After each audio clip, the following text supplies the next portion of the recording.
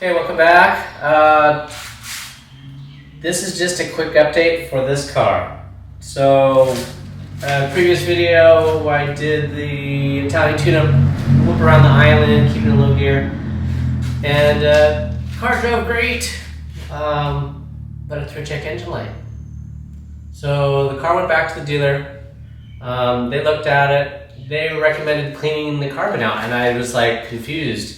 And so they did the work, and they did a before and after. And so I'm sharing those images with you, and then I'll explain now that I understand that it's not some weird blinker fluid type of mojo thing. It's the actual real thing.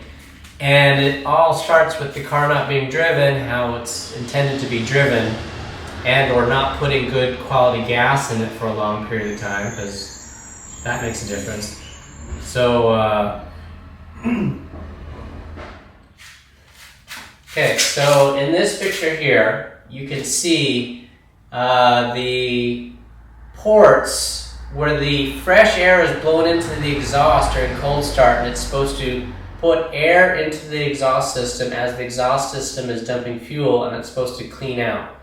Now, this is the after where they went through with like a wire brush and a little tool and pookered it out. Now it turned out that after they cleaned all those ports, the little valve wasn't operating correctly for the cold start secondary air emission system for the pump to blow this air in there. So they fixed all that, so now the car runs good. So that's a little tidbit before and after. Carbon in the exhaust is actually a real thing because there's these little ports, and let me see if I can get this picture that explains how that system works. So yeah. Now the car's all fixed.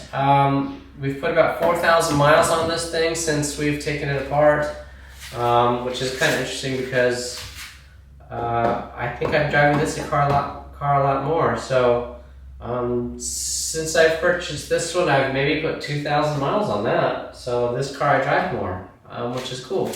Runs all good. I'm still trying to polish out the paint. I don't know what the hell I'm doing. Got to do the oil change.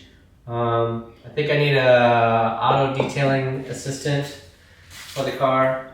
We shall see. But of course it's photogenic. I mean, it's shiny because I put some spray on ceramic wax coating thingy that makes the car shiny, even though underneath the shine you can see the paint's all scratched and swirled and blah, blah, blah, blah. But hope that was informational for you. Carbon in the exhaust. Remove the headers, cleaned out all those little ports, and then now when you start the car up, it sounds a little different.